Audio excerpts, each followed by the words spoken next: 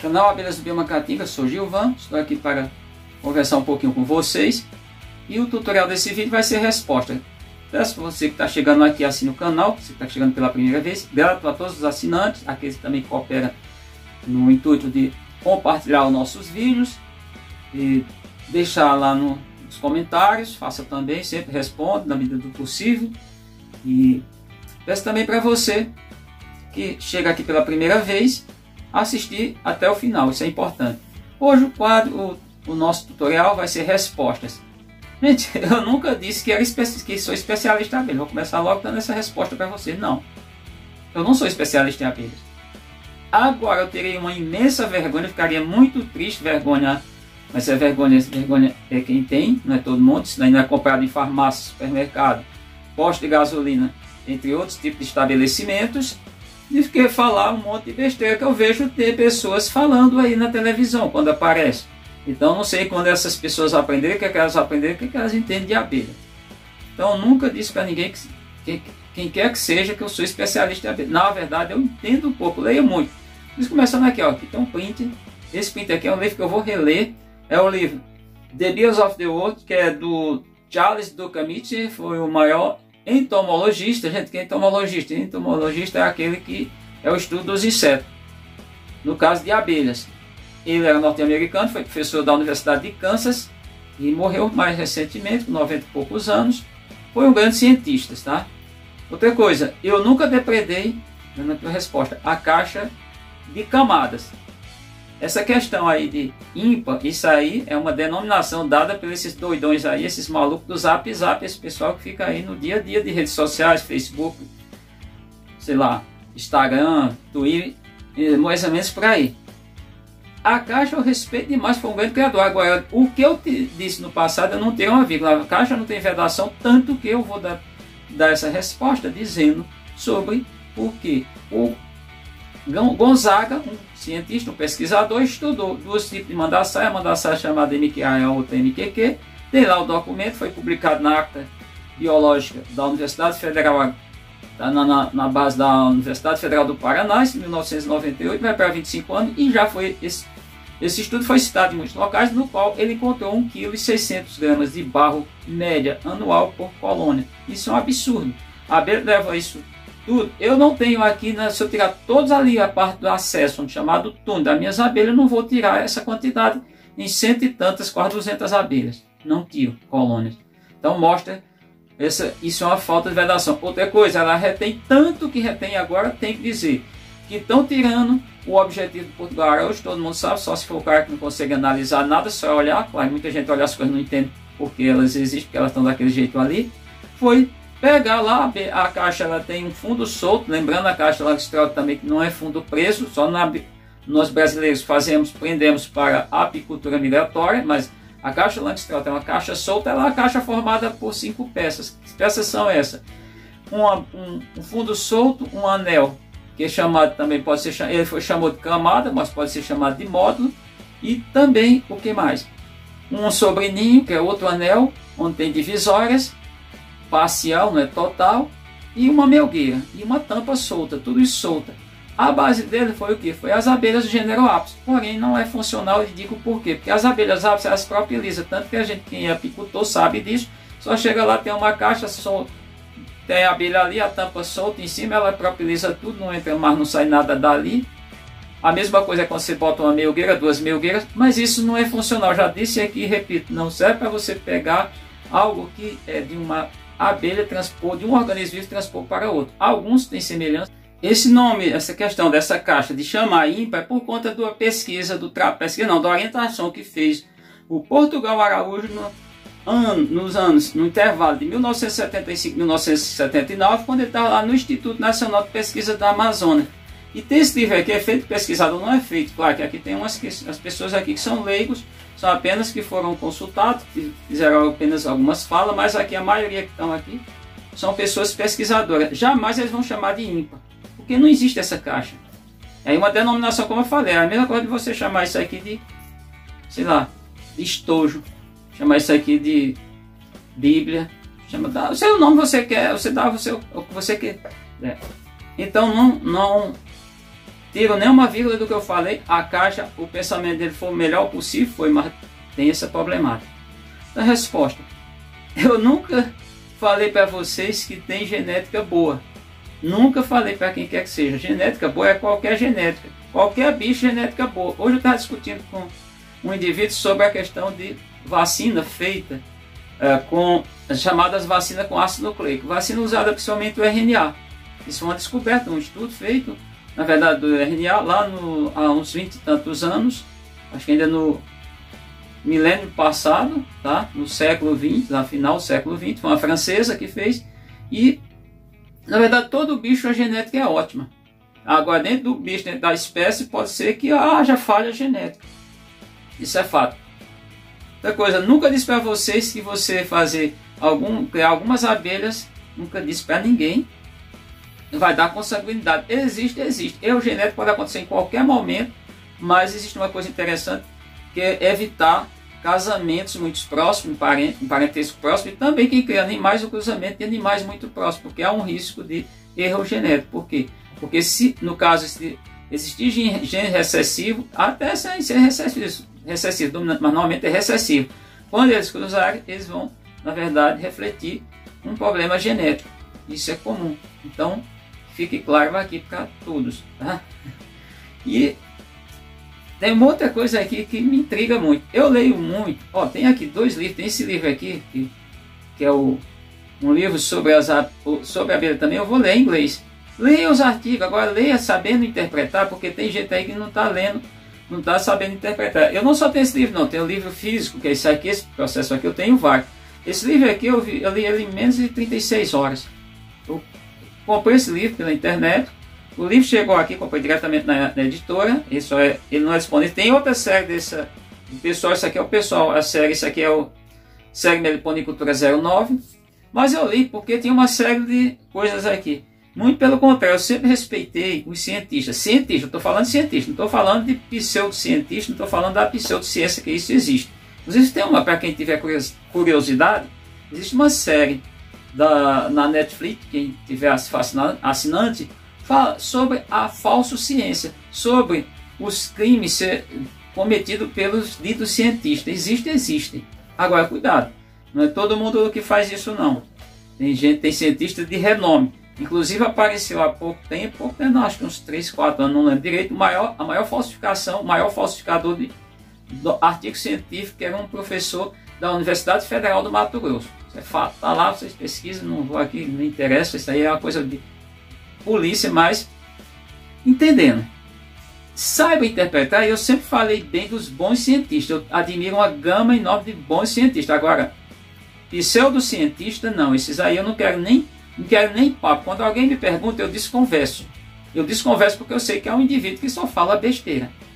Tem cientistas, inclusive brasileiros renomados, que estão fora no caso das abelhas. Vou citar um exemplo. Jorge Venturier, que estava na Embrapa Belém e hoje mora na Austrália, lá na Oceania. Então é um grande pesquisador, tem bons trabalhos, tem alguns vídeos falando sobre abelhas. Tem outros, e cuidado para não cortar falas de quem quer que seja, nem a minha, nem quem quer que seja. O padre Humberto Bruno, apesar de não ser formação da ciência da natureza, mas a gente pode dizer que foi um grande cientista. O padre Moura foi um taxonomista, era um padre também, mas aí ensinou, foi professor universitário, orientou mestrando, doutorando. Tem o caso do Paulo Nogueira Neto, também foi um grande cientista, estudou muito, procurou saber, conhecer muito sobre as abelhas, e aí eu nunca disse para ninguém que o Kerr soltou propositadamente. Gente, quem não corta a conversa, eu disse que ele recebeu a incumbência, ou seja, ele foi convocado pelo governo federal da época para transformar o Brasil numa potência produtora de mel, nesse sentido. Então, o que acontece? O Kerr foi na África, num lugar mais árido do que o nosso semiárido, não é também um árido, não foi no deserto, que no deserto, maior deserto do planeta, o deserto Saara, lá não tem abelha, eu acredito que não. Se quer algum oásis, pode até ser que exista, desconheço, também nunca fui pesquisar a respeito. Mas o fato, ou estudar, ou procurar, o fato que Kerr trouxe uma abelha de um local mais árido do que o nosso semiárido nordestino. Chegando aqui, isso lá em 1956, já existia 5 subespécies de abelhas europeias, se digo subespécies, para quem quer acreditar ou não, mas era o fato. Essas abelhas eram criadas no Brasil, mas na América desde 1502, na América Central. Já eram criadas, certamente quem trouxe isso foram os espanhóis. Provavelmente a Apis mellifera iberiense sequer tinha sido classificada, porque a classificação biológica das espécies só começa a acontecer pelo Linneu, lá no meados do século XVIII, 1700 e alguma coisa, lá vai fumaça. Gosto muito desse termo.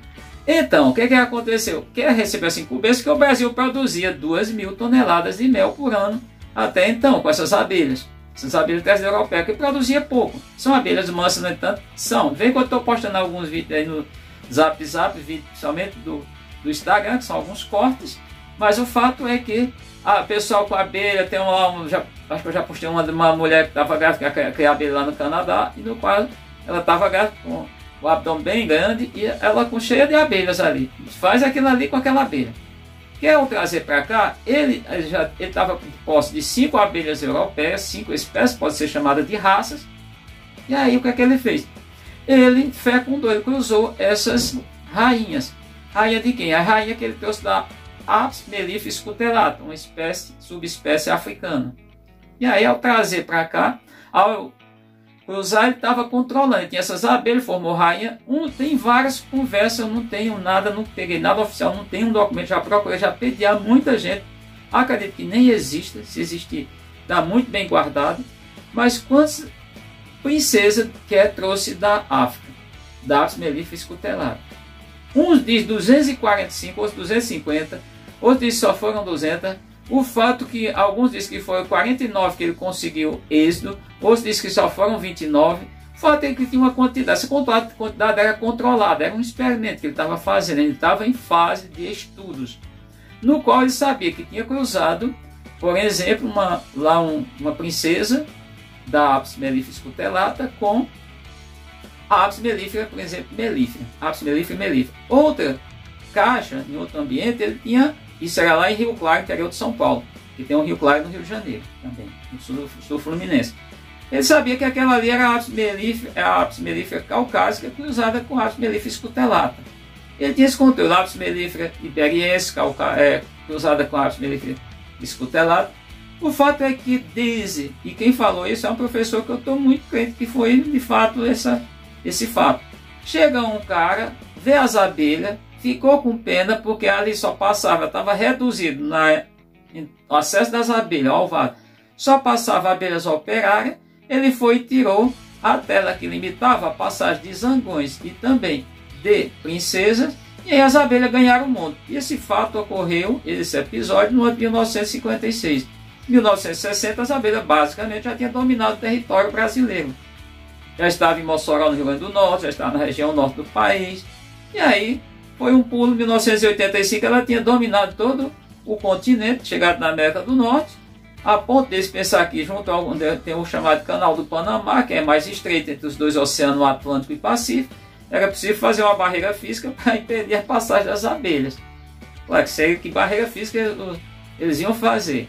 Nós fizéssemos um paredão, um muro, sei lá, 400, 500, 600 metros de altura, não sei. Talvez, mas isso era uma coisa inviável. E aí as abelhas dominaram. Os bichos também que criavam aqui no Brasil, que ainda pessoas criam, eles não são migratórios. Os enxame, chamado enxame é quando pode voar. Ali tudo, quando está com meia é a caixa, o objeto. Colônia, eles são as abelhas, as 3 castas juntas. Eles eram pouco, não era bicho muito grande. Eles produziam no máximo por ano de 6 a 8 quilos de mel, não mais do que isso. Era fácil manuseio, era. Inclusive, quando trouxeram, bem claro para todos, quando trouxeram essas abelhas para o Brasil, o objetivo não era produção de mel, não era nem extração de mel. De fato, era extração de cera para fazer vela. A parafina vem com o advento, com a descoberta do petróleo. Isso vem depois, isso não existia. Tá? E depois aí a cera não foi mais utilizada para fazer velas. E por que fazer vela? Tem relatos de que quando os europeus chegaram aqui, sim, eles obtiveram cera das abelhas nativas. E nesse caso, o que que acontece? A cera eles faziam vela, mas a cera tem muito próprios, quando queima o odor é muito forte, a fumaça é muito forte, o cheiro é muito forte, e aí nesse caso eles desistiram, por isso introduziram abelhas europeias na América, isso é fato. Nunca disse para vocês, muito pelo contrário, condenei também a questão de parafina e cera. Gente, quem bota parafina e cera não está nada entendendo sobre a abelha. Por que não entende? Porque a abelha, ela, além de manipular a cera, tem algo maior. Se a abelha estiver com fome, ela pode comer a cera. Se ela comer a cera com parafina, ela vai morrer. Simples assim. Parafina é um derivado do petróleo. Gente, pelo amor de Deus, não vem com essa questão. Então, eu acho que com essa da parafina, porque eu fiz um vídeo especificamente falando sobre a parafina, claro que tem muitos vídeos na internet, mas você buscar lá parafina, provavelmente tutorial é parafina. Colocar abelhas do bioma caatinga no site de busca. E parafina, certamente você vai encontrar o vídeo que eu falei sobre isso. Expliquei por que não deve se misturar cera com parafina quem é apicultor. E nem também misturar com cera de abelha nativa. Inclusive eu já tive aqui um problema e eu descartei essa cera. Eu ganhei uma cera e eu acredito que essa cera ela estava batizada com parafina. Eu comprei uma que era batizada, essa foi pro lixo. Essa virou lixo. Lixo! É lixo! Não vale nada. Porque eu estou trabalhando com organismo vivo e eu não posso botar a fazer esse tipo de procedimento. Então, o que aconteceu é que eu ganhei uma cera, essa cera eu desconfiei que ela estava batizada com parafina. Eu fiz dois potinhos de cera, na verdade eu não fiz, eu botei na abelha, a abelha estava tirando, jogando toda fora. Aí eu desconfiei, essa cera virou lixo.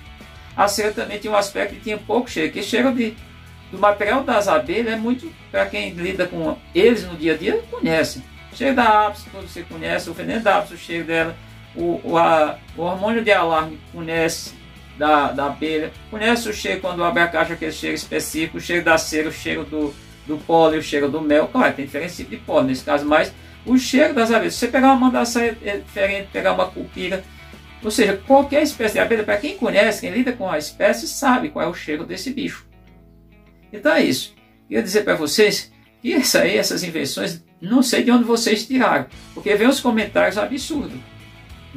E aí falando e fazendo corte ainda. Tem um grupo aí que se juntaram só para fazer corte nos meus vídeos e mandar de presepada para os seus amiguinhos, seu grupo de amigos tóxicos, tá? Que só serve para ficar no zap da vida. Eu fico pouco, eu falo pouco. Vocês sabem, todo mundo sabe. Nas escolas, o pessoal sabe que eu falo nos grupos das escolas sobre isso. Eu falo, grupo de família nem participo, grupo de bairro também não participo, e grupo de abelhas, quando eu falo pouco. Procuro falar pouco, comentar pouco. Quando eu comento mais coisas aqui, porque acho que aqui fica fixo, fica ancorado, não perde-se. Mais do que isso, as pessoas têm acesso e sabem qual é o meu pensamento, qual é a minha linha de pensamento. Não estou dizendo que sou certo, nem sou especialista em abelha. Apenas quando, a nível de um estudo, quando estava numa pós-graduação, um mestrado, eu fiz nessa ordem, apicultura, mas essa formação foi basicamente teórica, a parte prática praticamente não existiu, posso dizer que não existiu. Fiz também meliponicultura, que também digo que a parte prática praticamente não existiu. Eu aprendo porque eu vou buscar informação nas fontes onde, de fato, eu posso pesquisar. E muitas coisas do que eu vejo aí é só blá, blá, blá, blá, blá, blá, não leva ninguém a lugar nenhum. Agradeço a você que chegou até aqui. Então, só te dando essas respostas para vocês que estão equivocados. Vocês estão equivocados. Aqueles, claro, nem todos, alguns que incorreram em dizer isso que eu não falei. E não cuidado com o que é péssimo. O corte fizer de uma entrevista de quase 2 horas do Paulo Nogueira Neto, na casa dele, lá em Ribeirão Preto, no ano 2012. E quando o cara pergunta, você é a favor de você criar abelha deslocada, ele se for, primeiro tem que salvar a humanidade, tem que produzir alimento, fala um monte de coisa, ter reservas florestais, ter preservação de seres vivos, de abelha e tudo. Aí ele disse, o experimento pode até fazer estudo, mas ele não falou o que o cortezinho que cortaram lá, e de maneira criminosa, absurda, tem rolado isso nos grupos Zap por pessoas também que são criminosas. A índole dessas pessoas, Deus sabe o que é que elas pensam, como é que elas agem. Eu não sei aqui. Agradeço a você que chegou até aqui. Obrigado por assistir o canal, acompanhar nossos vídeos. Até o nosso próximo encontro.